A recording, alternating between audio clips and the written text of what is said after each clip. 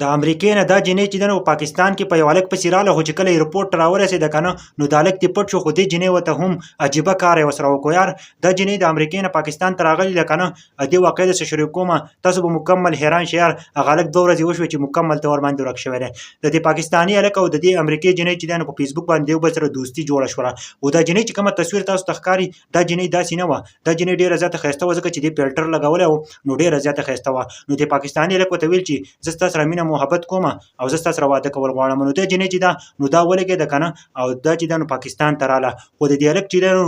19 سال عمر دی او د دې جنۍ چې دی نو 33 سال عمر دی کله چې دا د کراچۍ ایرپورټ ته راورسېده که نه او دې هلک چې دا جنۍ ولیده که نه دا ول ایرپورټ ته لاړ پیک کولی کله چې دا جنۍ ولیده که نه نو دا هلک چې دی نو مکمل طور باندې غایب شوی دی اوس هېڅ پته نه لګي چې دا هلک په کوم ځای کې دی ښه او دا جنۍ چې ده نو چې کله ایرپورټ ته راله نو هغه چې ده نو دا جنۍ ناسته وه او دې ویل چې زه په هغه هلک پسې لاړه شم خو هغه هلک ځان غایب کړی دی نه یې نمبر چوته هېڅ ورسره هم نه کوي او دا کومه کوړمه چې ده که نه د دې هلک چې کومه خاندان دی مور و پلاره دي نو هغوی ته انکار کړی چې موږ تاله دغه جنۍ نه اخلو او بل طرف ته دا جنۍ چې ده نو دوی ډیمانډ کړی دی چې زه به هله د دې پاکستان نه ځمه چې څو پورې ماله دغه هلک نه یې راکړلی شوی مخکې له راغلی ماله نه او یا ماله تاسو $1,00,000 راکوئ ښه $1,00,000 یا 2000 چې دی نو ډایمنډ به ماله راکوئ یار هغه جنۍ ورته دا شرط یې ښودلی دې جنۍ د وجې نه چې دی نو دی چې ده نو امریکې ته واپس لېږله خو دې جنۍ چې ده کله فلایټ ته وخته که نه نو دا واپس راکوزه شوه او 37 منټ چې دی نو دې فلایټ چې دی نو وروسته کړی و جهاز وروسته چې دی نو هغه تللی و ملګرو دا جنۍ چې ده نو اوس هم په پاکستان کې ده او دا وایي چې هغه هلک به ماله چې دی نو را پیدا کوئ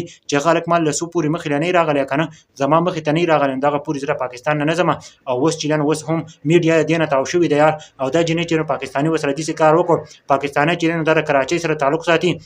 او دې چې دا جنۍ سره مینه محبت کړه او اصل شکل یې ورنه ولیدل ښه دا اصل جنۍ ده تاسو داسې جنۍ سره واده کول غواړئ ځکه چې دا د امریکې نه راغلی ده په یو پاکستاني پسې ښه چې د پاکستاني سره زه واده وکړم خو پاکستاني ورسره داسې کار وکړو یار به کمنټ کې خو غوندې کمنټ هم وکړئ تاسو دې جنۍ په باره کې څه وایئ چې آیا تاسو داسې قسمه جنۍ سره واده کول غواړئ چې چېرته هم د سوشل میډیا یا د ټیک ټاک داسې فلټرو باندې چې دوکه نه شئ جنکۍ اصل حقیقت تاسو نه وي لیدلی که نه نو بیا ګوره داسې در سره کېږي ښه هغه هلک اوس غایب دی که نه چې اوس چېرته تللی دی هېڅ پته یې نه لګي